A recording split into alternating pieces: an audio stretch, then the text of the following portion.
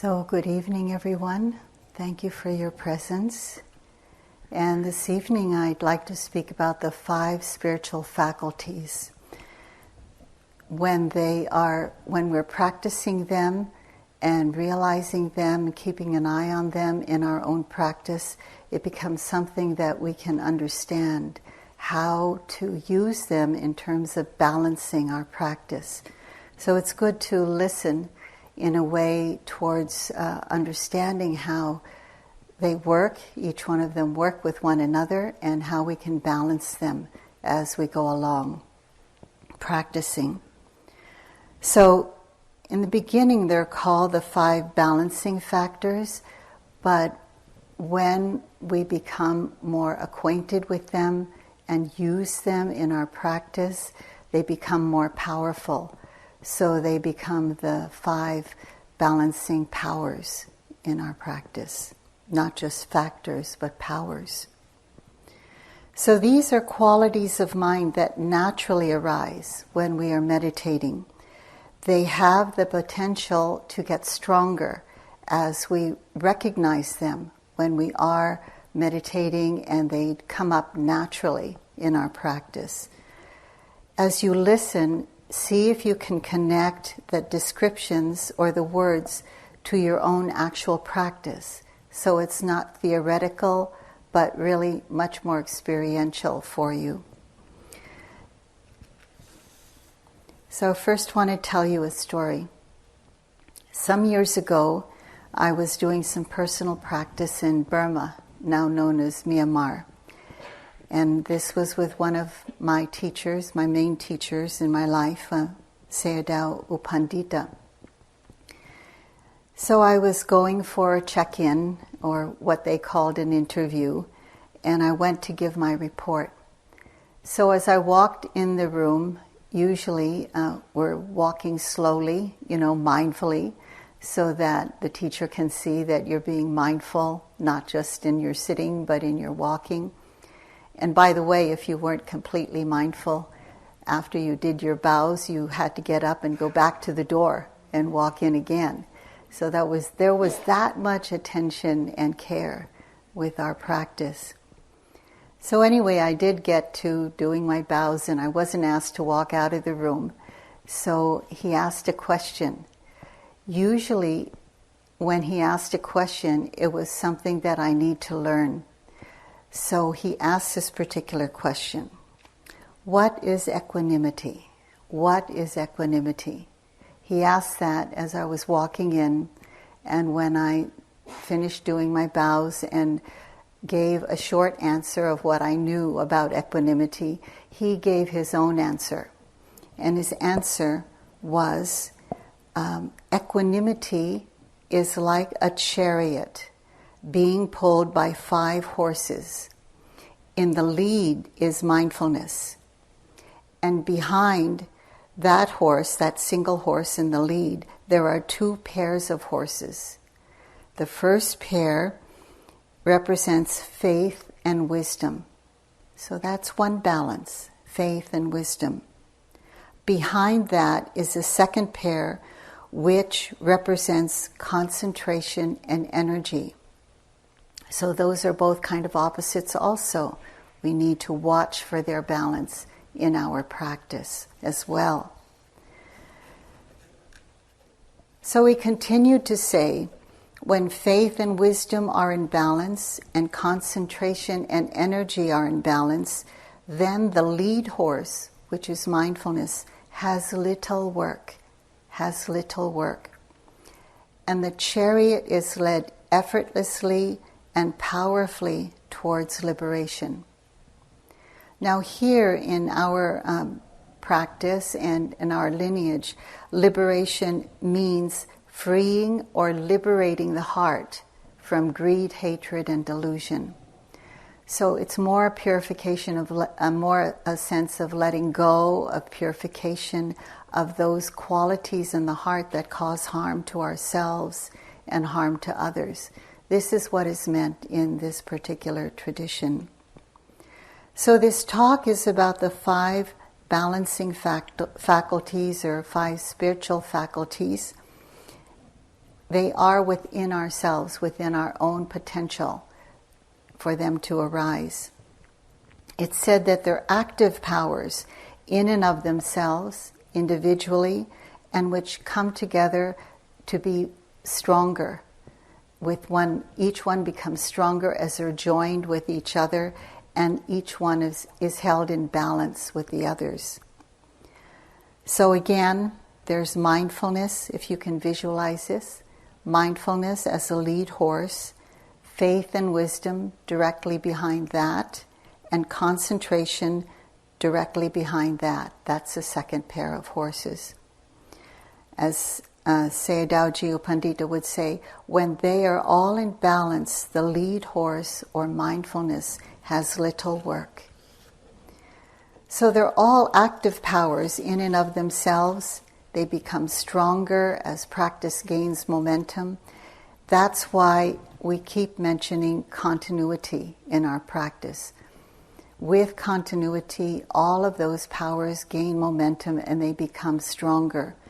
So it's important that we keep the continuity during all the day, not a strong kind of effortful striving, but just a regular kind of pace every day as we go through our day, being mindful with everything that we do in our sitting, in our walking, in our general activities.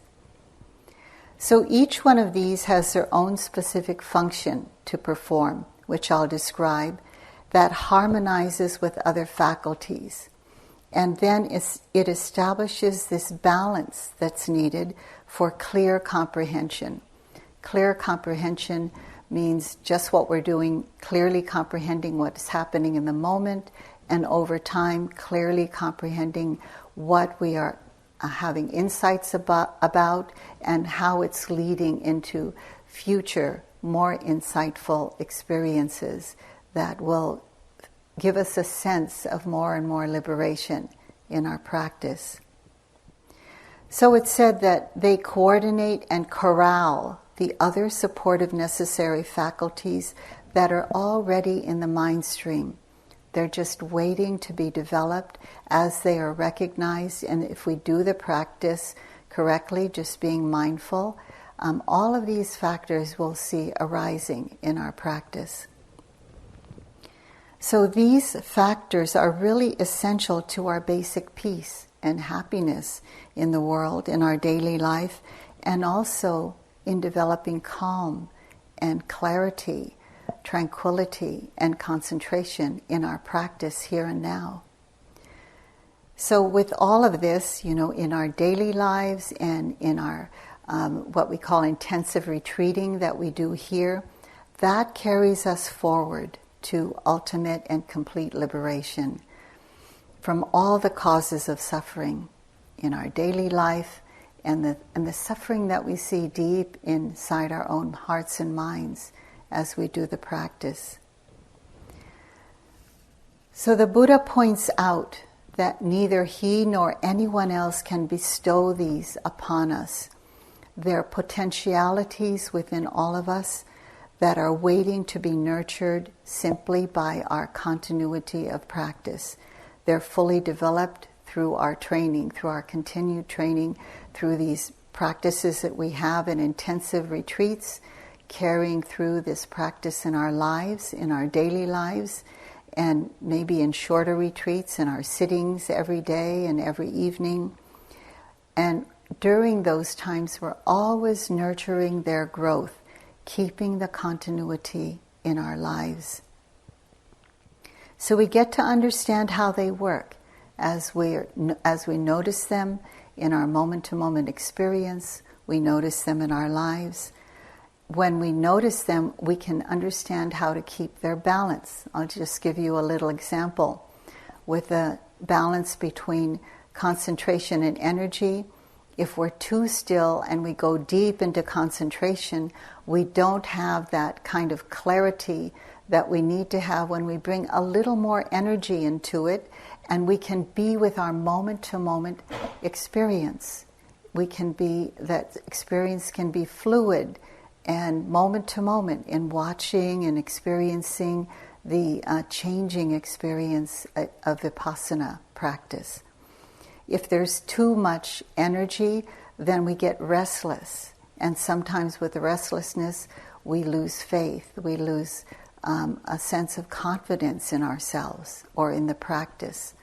So it's really knowing how to keep them balanced.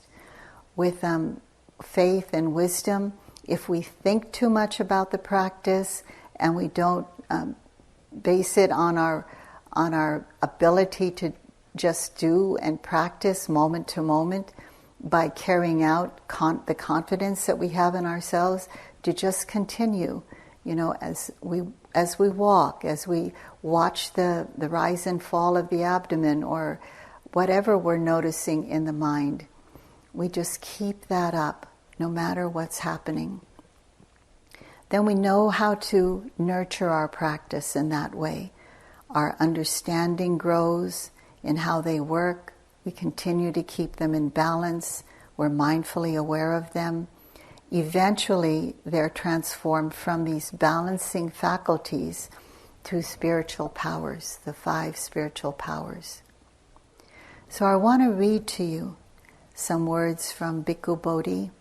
He's one of our great translators of the works of the Buddha's teachings from the ancient Pali language into English. And I appreciate him so much because he's very clear and very direct. So here's his words about these 5 spiritual faculties.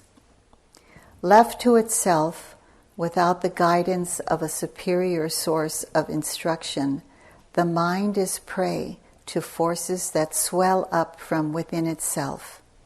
Habitual forces which hold us in subjection and prevent us from attaining our own highest welfare and genuine good. These forces are the defilements, the hindrances. Sometimes you'll hear us say kilesas. As long as we live and act under their dominion, we are not our own masters, but we are the passive pawns of habit, driven by our blind desires into courses of conduct and speech that promise fulfillment, but in the end lead only to misery and bondage. True freedom necessarily involves the attainment of inner autonomy, the strength to withstand the pushes and pulls of our negative habit patterns.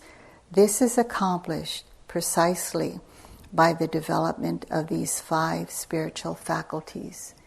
So these are very, very important qualities to notice and to develop simply by the continuity of mindfulness in our practice. So I want to look at each factor one at a time, briefly, and see how one is naturally the cause of another to arise. And you can see how this works in our own practice, in the here and now of how you're practicing in this retreat. So first, let's look at faith. So I want to speak about faith in terms of confidence, not faith in something, some blind kind of faith in some dogma or even some religion that we might have some blind following, but we really don't know deep underneath if it's really the cause for liberation for us. So first, faith in 3 major areas. Faith in the teachings, faith in the teachers, and most importantly, I think, is faith in oneself, the confidence in oneself to actually do the practice. So faith brings forth the energy to take the steps on our path of practice, one step at a time, like here in retreat. There is some degree when we have faith that there's confidence that our efforts will lead us in the right direction of this liberating insight and inner freedom. For myself and all my colleagues, I know we've spent, we can't probably even count the steps that we've taken in this institution, of doing practice, and just step by step, even when we thought, I don't know if we can take one more step. we just took one more step with mindfulness, one more mindful appearance of whatever is arising in the mind or in the body, and bringing that mindful attention there. So this is what brings forth more and more faith. If we know that we can do that, take one step after another, one breath, one hindrance after another that we can bring mindfulness to. So in that way, there's some degree of confidence that we can do this. And sometimes we need a little help from our teachers, people that inspire us. And so I'll talk about that more when I fill out faith. It's faith that brings forth this energy to take the next step. It leads to effort and energy, which is one of the qualities of these 5 spiritual factors. So I want to say, and we all want to remind you that this is a relaxed effort, a sustainable effort. Sometimes this kind of effort has been wrongly translated into striving, into this incredible kind of effort that we put forth because basically we want so bad to be liberated that we can't even see what the balance needs to be for that. I want to quote Munindraji. This has become more familiar to a lot of us in the practice. Munindraji called it gentle, persevering effort. It wasn't this kind of oomph-ing all the time, or this kind of, making strong effort and then getting tired and kind of having taken maybe 10 steps forward on understanding more, we take a lot of steps backwards and we have to start again over and over again. So it's this gentle, persevering effort. It's not striving for some goal that we need to attain. It's just this ability to stay steady on the path, sustainable effort. So when this energy in our practice has continuity in a relaxed, sustainable way, it brings results. So when that happens, what it brings forth is a result of mindful awareness, which is the 3rd faculty. One thing leads to another. Faith or confidence leads to energy that we put forth. That energy, that's sustainable, bringing mindfulness to whatever is appearing in the present moment, makes that mindful awareness very, very strong, very powerful. It becomes palpable to us. Sometimes there's this awareness that, mindfulness is there. It's really working. It looks back on the moments, just moments before that time period when we're briefly reflecting and seeing, mindfulness is really happening. So we can see just with the energy that we put forth, sustainable, continued momentum in our practice, mindfulness becomes more and more clear, more and more powerful. So even though this awareness is on changing experiences, that continuity brings about a very strong stability of mind. That stability is based on the continual arising of mindfulness in the mind. It's mindfulness in every moment, and that is sustainable moment by moment by moment, and then that mind and body can feel a deep stability when that happens. So that kind of stability of mind in the Dharma and in Vipassana is called concentration. That momentary stability of mind, of mindfulness on the moment by moment by moment by moment, brings about concentration. It's called momentary concentration, but it's very, very strong and very powerful because of the continuity of that on changing objects. So in Vipassana, concentration is on changing objects, not a singular object like the breath or something we visualize, but it has to be brought to changing objects. And that's what we're doing in the practice here. And tomorrow we're going to be opening the practice not just on the rise and fall of the abdomen, which was fairly steady. We could develop some concentration on that. But then we're going to transfer that concentration to objects that are more changing. And we'll bring that understanding to you and that guidance to you tomorrow. So this concentration, which is continuous on changing objects, gathers momentum in a gentle, persevering way. And in Vipassana practice, that steadiness of mind really helps to see more clearly what's going on underneath the concept of things. That kind of concentration firmly establishes like a laser beam of clarity on that moment's experience.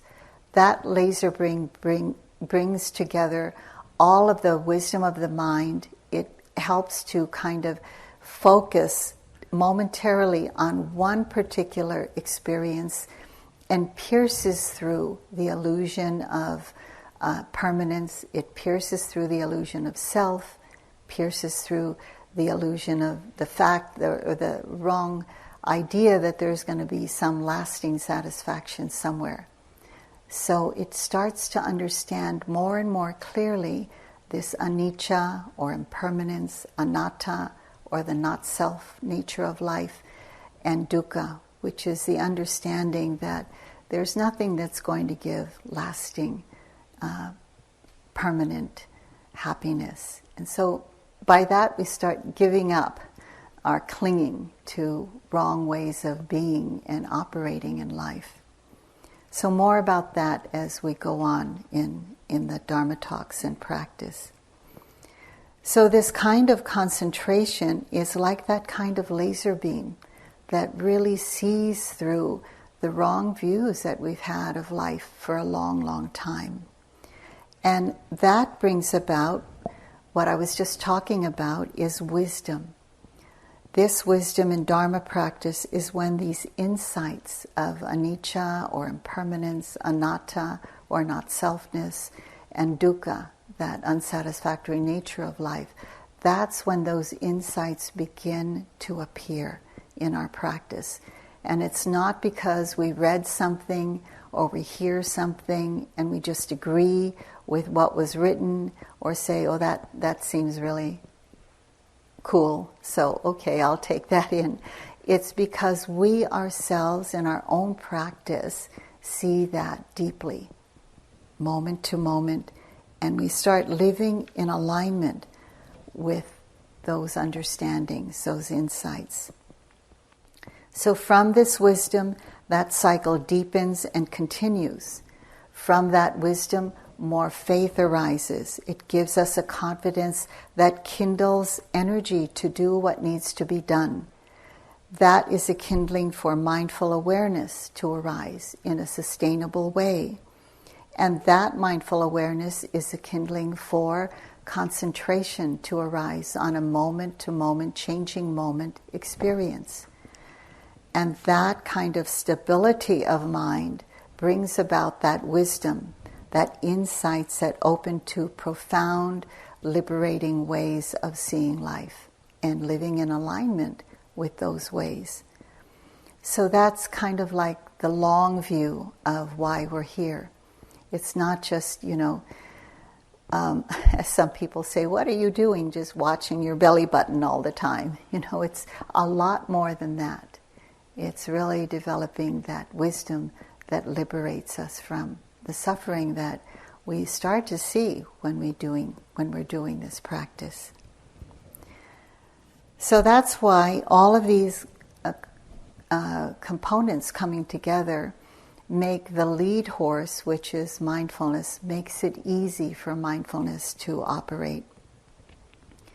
So now just to fill out a little more about each one of those qualities, because some of us sometimes need more confidence in our practice, which is the first quality of faith.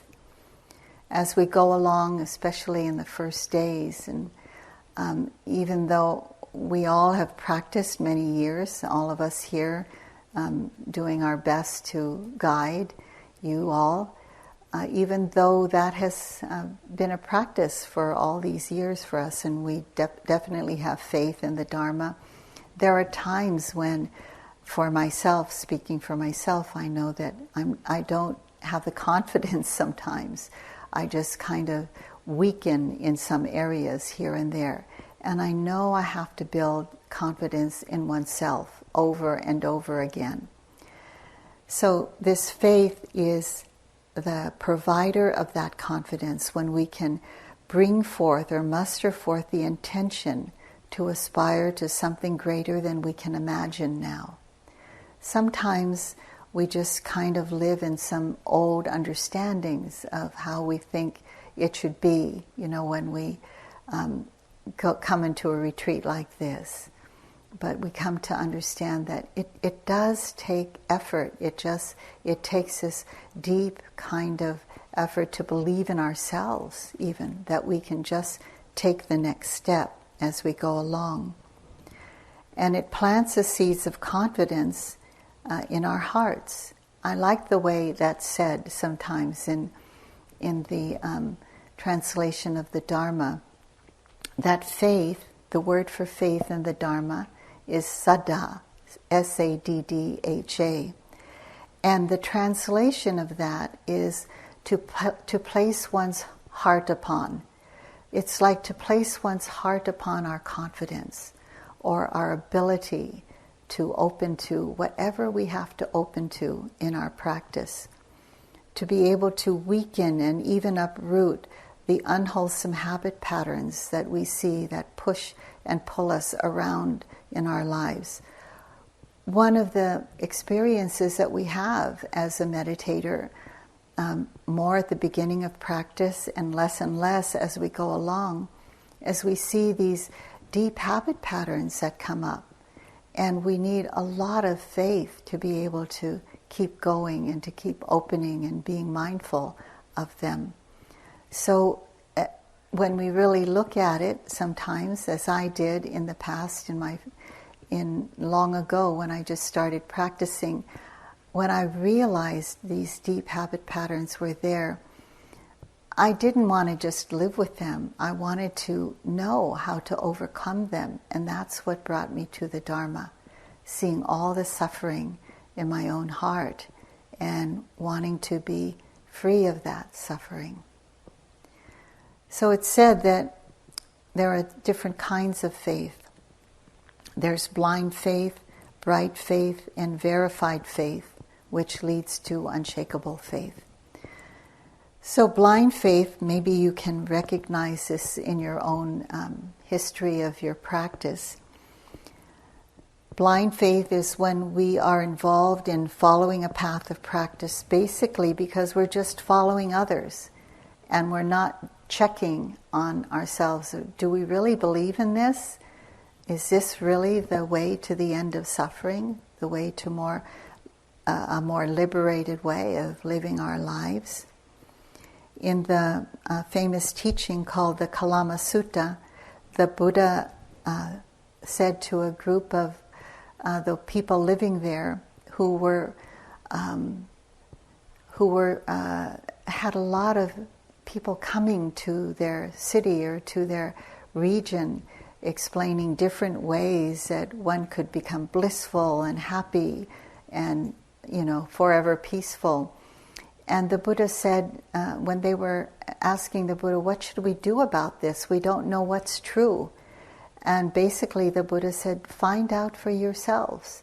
Try it out. If this leads to less suffering and more benefit in one's life, more harmony in one's life, then follow it. But if it doesn't lead to less suffering, it leads to more and more suffering, then refrain from doing that.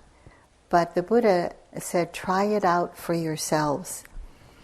I like from the very beginning, my first teacher, Munindraji from India, used to say, ehi pasiko, he would say to myself and others, which means, come and see for yourself.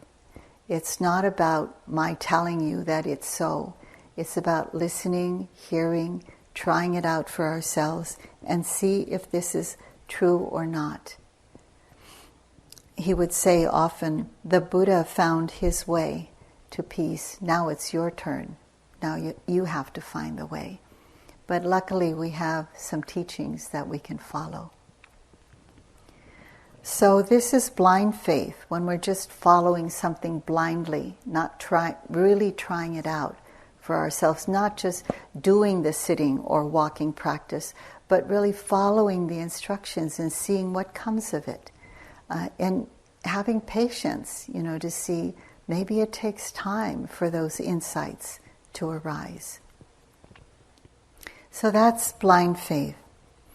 And bright faith is when we're inspired by a teaching or a person who personifies something that we see in their in their being that seems like, oh, I want to aspire towards that, to that sense of inner peacefulness, and a place of where that peacefulness leads to non-harming around oneself, and it causes peace around other people. So there can be a person, it can be a place, it can be a reading that you hear, or some teaching that comes from just being in nature.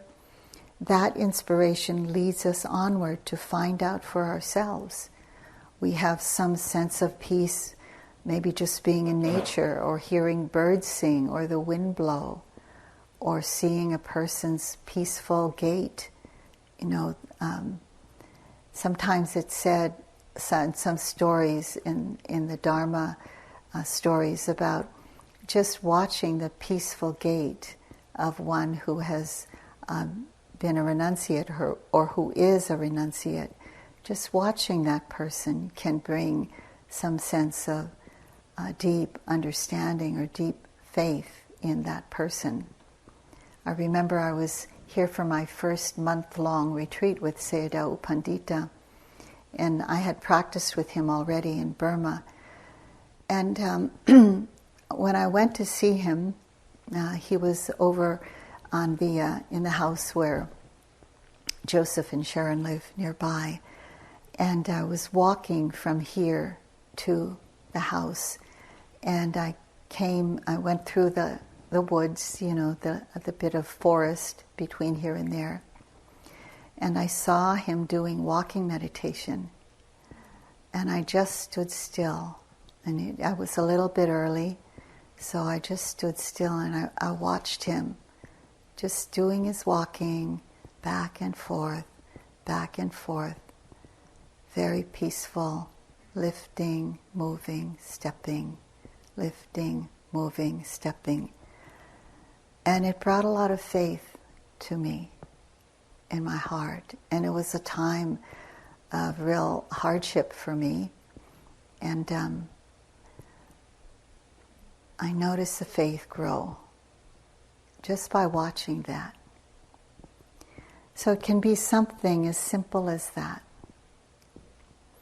So this bright faith is when you meet people on the path, like a person I just spoke about. For you it may be a completely other person. It could be an elder. It could even be a child that you see such great beauty in different kinds of beauty.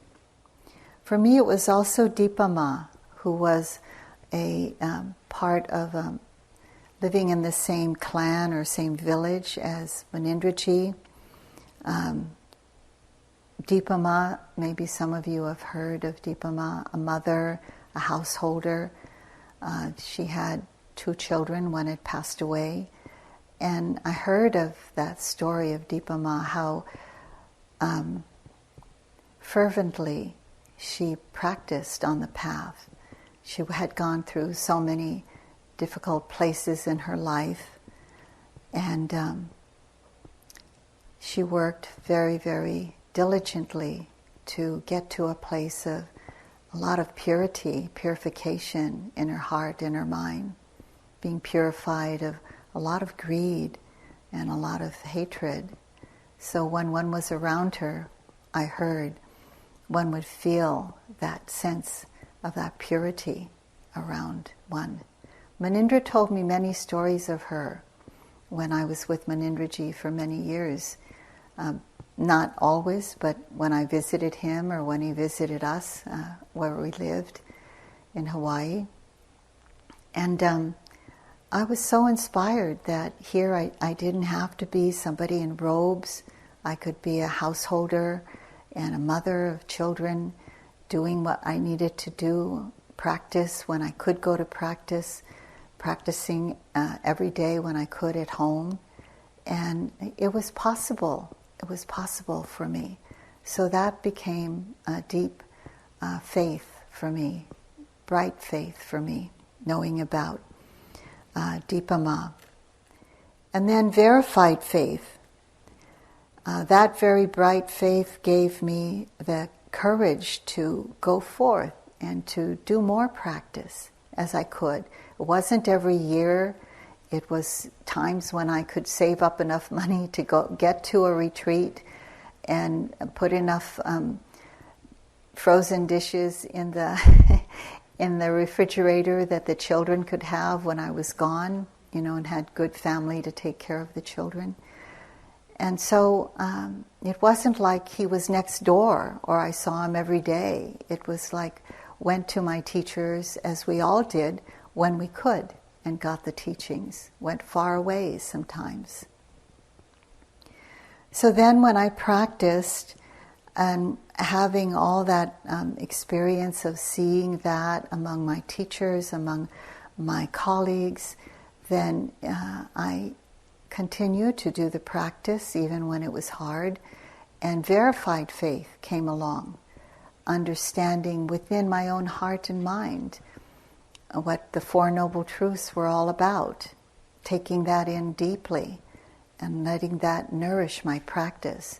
The Eightfold Noble Path, which is part of the Four Noble Truths, really paying attention to each one of them. Right speech, right action, right livelihood, right view, all of the ways that it's spelled out there. And it made me have this devotion, not to a religion or even to a philosophy, but to the teachings of the Buddha, to the Dharma, a devotion to the Dharma, a devotion to my own inclination towards purifying my heart and mind of the ways that I saw cause suffering in myself, greed, hatred, delusion, suffering in others. So that verified faith and that devotion to my practice, not to a being, but to my own practice. Of course, I have deep respect for the Buddha, for the Dharma, but it was devotion to my own practice that got me through a lot. So that led me to deeper and deeper faith, to unshakable faith in the Dharma. So that kind of faith, as Pema Chodron says, quoting from Pema Chodron, enables us to have confidence to be in the ocean of samsara, this cycle of living this greed, hatred, and delusion way to another cycle of life of non-greed, non-hatred, non-delusion. Enables us to have confidence to be in this ocean of samsara and not drowned in it, but to know how to be responsible for ourselves and be in safety as we ride the waves. So this faith seeks a mind away from doubt. It steers the mind away from doubt, which destabilizes, disempowers our intention, our deep intentions for liberation or purification, any way you look at it. I remember one time I was having this doubt in my practice, doubt in myself, and it was a really, really hard time in my first practice of a month's retreat. And I went far away to go to this retreat to practice. Munindra advised me to practice with U Pandita, so I did seek that out in another country. And when I went there, I just thought, oh, I can't handle this. The dukkha that was coming up in the mind, not so much in the body, but in the mind was coming up. I just thought, this is so overwhelming. I don't know how I'd be able to handle this. So I remembered my teachers and the persons who inspired me, and I continued onward. But when I got to my own teacher in a check-in, which they called interview, I was telling that teacher, U Pandita, and also I remember it was from Nepal, Unyanaponika, greatly revere Unyanaponika also. I started crying, and I kind of found myself in a puddle of my own tears on the floor, which of course, they are not used to seeing that kind of thing from Americans. It was like they didn't know what to do. I remember they were telling each other what was happening. Unyanaponika was translating to U Pandita, and U Pandita was going, huh? As he usually does, and the other one talking, and they just didn't know what to do with me. And so they just said, Unyanaponika said, Sayadaw Ji U Pandita says, when you feel this way, and I was telling them it normally comes in walking practice, he said, when you feel this way, you must bend down very slowly and mindfully pull up your socks, and then mindfully stand up again, and then begin again and be mindful. And I said, what? Okay, and that's what I meant by I just followed instructions. But when I did that, it gave me a chance to begin again. I saw that they were kind of worried. They probably didn't know what to do with me. So anyway, I did that. And to this day, I still do that, when I'm in places where I wear socks, like in Hawaii, there's a lot of mosquitoes, but in cold places, it's pretty cold. I can still bend down and say, okay, I'm just going to begin again. I'm just beginning again. And start over. Take the next step. So faith keeps an eye on one's highest aspirations, but knows it must take one step at a time. So this is what we need to understand in our practice. That we can't take that long step way forward. We just have to get used to one step at a time. One step at a time. When we know, maybe each of us have our aspiration in some way or another to know that we're here for liberation. We're here for purifying the mind and the heart. We're here to find some peace in our hearts, even if it's just a tiny moment or tiny bit, and know how to get there.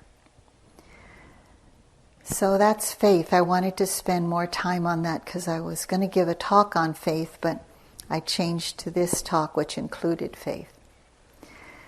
It's a good one for the beginning of retreat. So that leads to the second factor, which is virya, or in Pali, virya means effort or energy. So this is not the strenuous physical or mental exertion, which Mahasi Sayadaw says, one should exert moderate effort. With too much energy, you will become overzealous and restless, and your practice will not improve as much as possible. If your practice is with too little energy, you will become lethargic. So all that wrong understanding that came from, when you practice in the Mahasi way, it had to be so militant, or this I'm quoting to you from Mahasi Sayadaw, it has to be moderate energy. But it has to be continuously moderate, except when you're resting, of course. So it's all about continuity of awareness in a moderate way. It's simple to hear, yet it can be really challenging. Like, what what kind of energy do we need? Sometimes when we feel sluggish, we need to step up our energy, or when there's too much energy, we need to ratchet it down. So all of us need to know what the middle path is for ourselves in any given moment. So that's about energy and the energy factor. So I wanted to really point out this virya factor. I quoted Mahasi Sayadaw. So here's another quote, really important, from Utejaniya, that many of you, or some of you, have practiced with Utejaniya. We've practiced with Utejaniya also. Virya, or this spiritual quality of energy, is the quality of patience and perseverance together. So I just wanted to point that out. Perseverance has to do with continuity, and so does patience. They say that patience is the stepping stones, they're the stepping stones to Nibbana, or to the unconditioned, or to that very deep, unconditional peace that we can experience in the Dharma. So we understand virya as persistence, not exertion or force, says Utejaniya.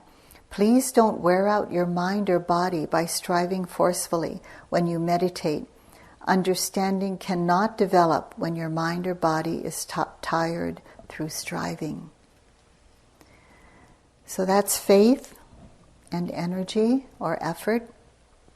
And now the third spiritual faculty is mindful awareness. And Debbie spoke beautifully about that last night, so I just want to cover a few points about it. Every day here, we're learning about it experientially. All of the guidance that we're giving in the morning is in Vipassana mindfulness practice. So in Pali, mindfulness is the word sati, S-A-T-I, which means to remember. So I want to fill out all of that all of that understanding that comes from these Pali words. Sati actually means to remember to observe, not to get lost in what's happening, but to actually know or remember or be mindful that it's happening. As Deb was saying last night, it's not just to feel the experience, but it's also to know that one is feeling that there is that experience that is being felt. So feeling it and to know it, to know that's what's happening.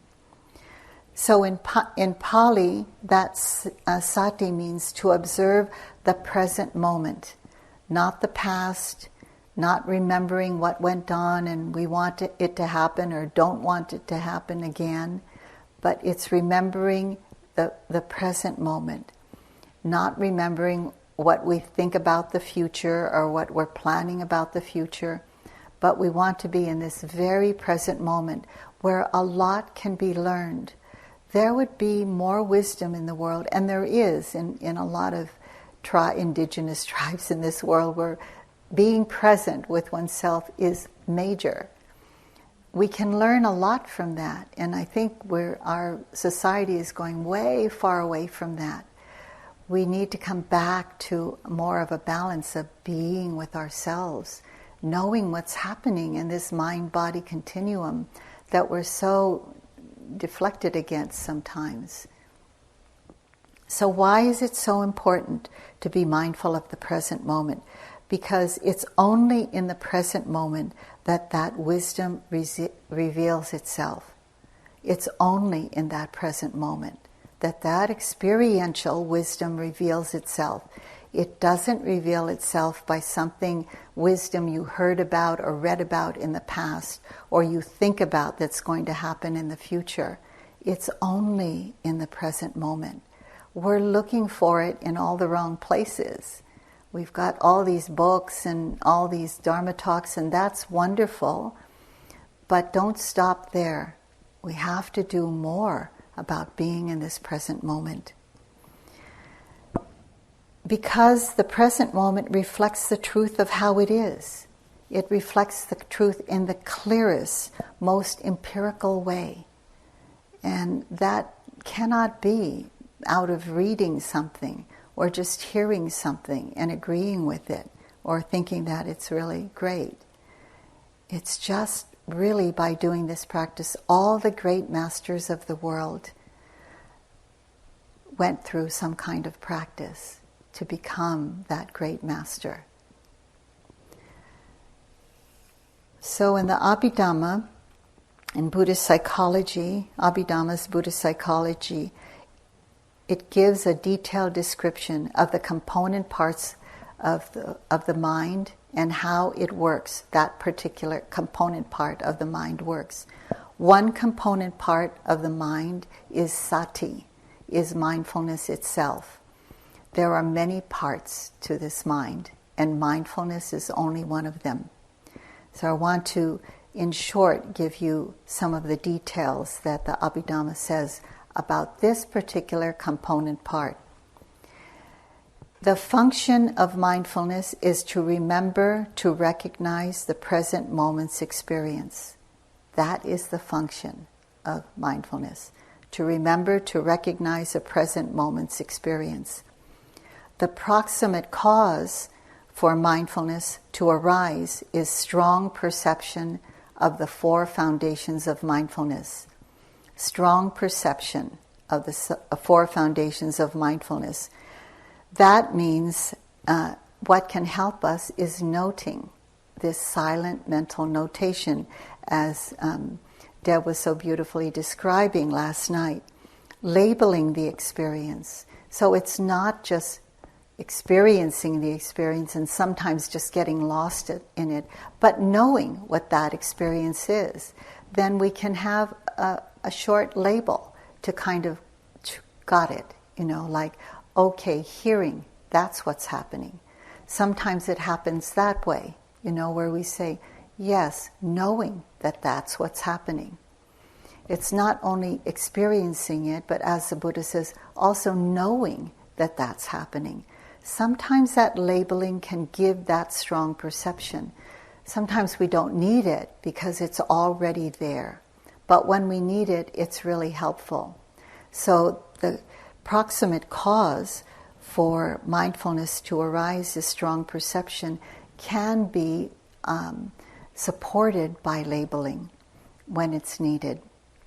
Sometimes, as someone today pointed out in one of the small groups, is that it really comes to kind of bring, this labeling really comes to help come back to that present moment when one is lost in like thinking or lost in like whatever's happening in the body, pain in the body. It comes to know, oh, this is thinking, and it sees that moment just passing away. So that moment is known in its entirety, not just getting lost in the content, but just seeing the ephemeral nature of it, which happens because it's clear, very clear perception.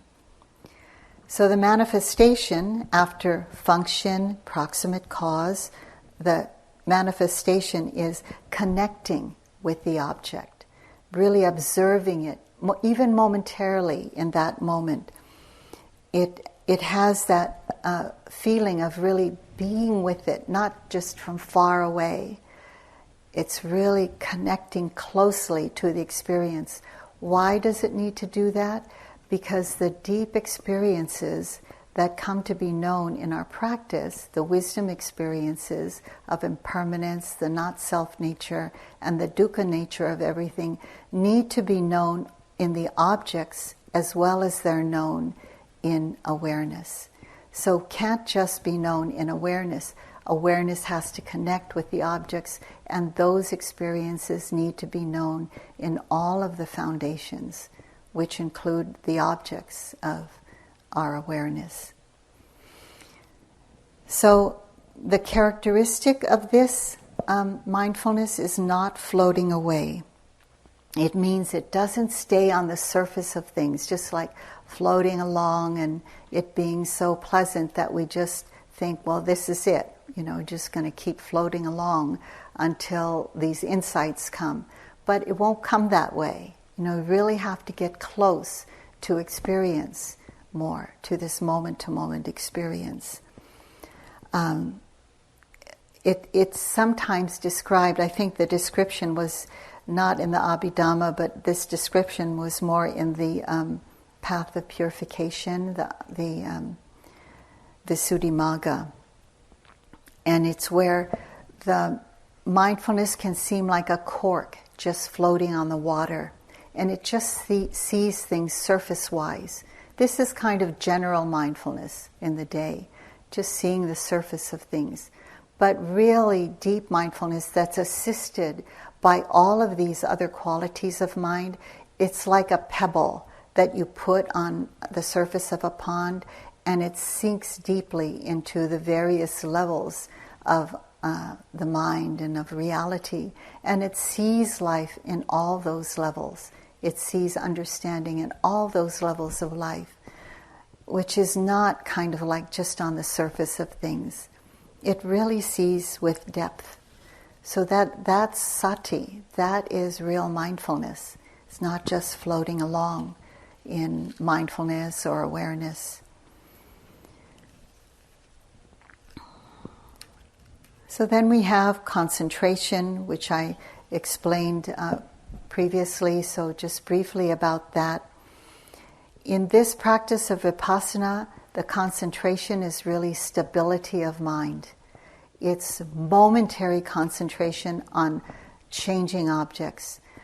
What remains also changing, but always becoming present, always passing away also, but coming up over and over again, is mindfulness, sati, every moment. With every object that appears, mindfulness arises and they pass away. Another moment arises, mindfulness arises with that, passing away. Another moment, mindfulness passes away. So mindfulness becomes consistent with the continuity. And that continuity of mindfulness over and over again brings that stability of mind. It feels like deep concentration, but it's on changing objects, not on simple calm or tranquility or one object. It's much deeper than that. That's what happens in Vipassana practice, different than concentration practice. So when we have faith, energy, mindfulness, and concentration, that's when the fifth faculty or power of wisdom arises.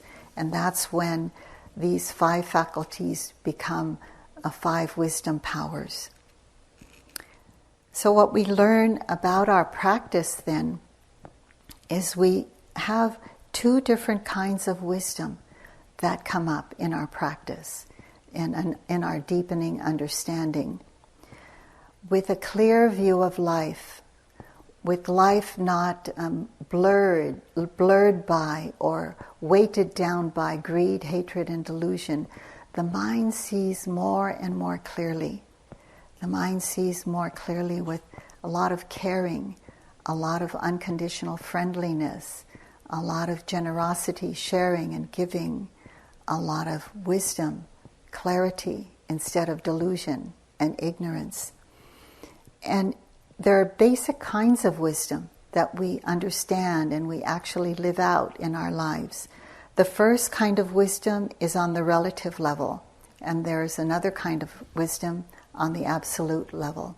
So first, the kind of wisdom on the relative level of life, where we need a certain kind of wisdom to lead our daily lives in harmony with all of life and in harmony with our own highest aspiration in life. So our values of non-harming become so clear, our inner values of non-harming through our speech and behavior become so clear to us that we have to be really living in harmony with those virtuous qualities that we admire in others and we would want for ourselves too. And we see that there's no other way for us. We have to be much more careful about our speech and our behavior. So there is a gradual weakening of those habitual forces that cause harm through being respectful of the precepts, the ones that we take, the 5 precepts every day. We remind ourselves to become more and more careful. And in that carefulness, we see our heart and minds more in harmony with our highest values and in harmony with the world around us. So we live that way in life. And in living that way, our practice goes more deeply. They say with beings who have that kind of sila, or that harmony, or that non-harming attitude within, it's easier for them to see more deeply into the nature of reality and be liberated from that understanding, that deep understanding. So this living in harmony, this sila, is no small thing that we undertake every day. As I go on in my own life, I realize how important that is more and more and more. So then we're able to understand this absolute or relative or ultimate level of life, that wisdom that we see when we have that purity of speech, purity of behavior. We're able to see more clearly in our own hearts and minds. There's this direct experience and understanding of the impermanence of everything, the not-self nature of everything, and also the dukkha nature of all of life. We start to understand those 3 things that we hear about in the Dharma all the time: anicca, dukkha, anatta. And we start to understand it experientially, and in time we start to live in alignment with those understandings. And deeper understandings come. We don't hold tightly as much to how we think it should be or how we want it to be. We live in alignment with our good speech, behavior, and with others, and we live in happiness and peace around that. But a deeper peace comes, a deeper peace of feeling that purity within our own hearts and minds, and being able to experience the peace that's beyond all words, beyond all ways that anyone could ever describe. So that's where this practice is leading to. Understanding how to live on the relative level of life while we're holding the ultimate level as well, that deep understanding of life. So this happens in a very gradual way, sometimes without our even having words for it. We simply keep practicing and live into that truth. And we have really deep moments of peace and harmony within our own hearts and minds. We become more caring and wise on the relative level. We find ourselves clinging less and less. And, find ways to live in life in harmony without holding on. Doesn't mean that we lose our happiness or our joy. It just means we can't cling to it. We enjoy it while it's there. We let it go when it goes. It's so simple, but sometimes we make it too hard to understand. So living in harmony with life, on the relative level, on the absolute level, those 2 things come together. And that's the trajectory of our practice.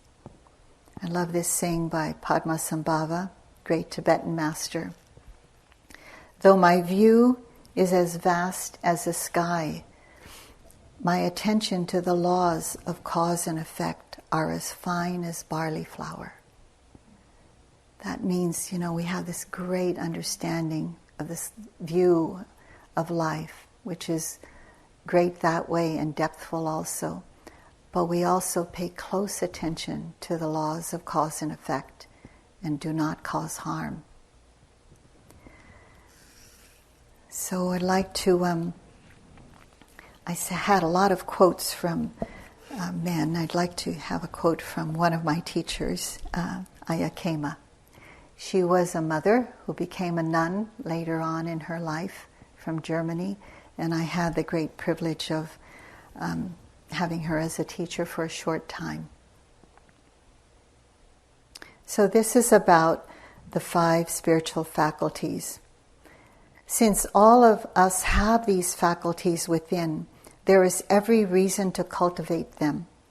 One finds oneself a more harmonious and balanced person, with less difficulties, capable of helping others.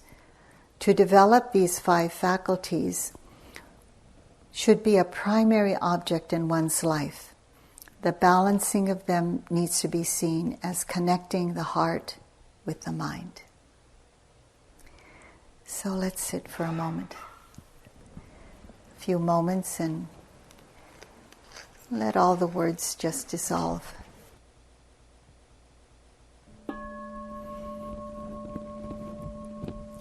So thank you for your kind attention.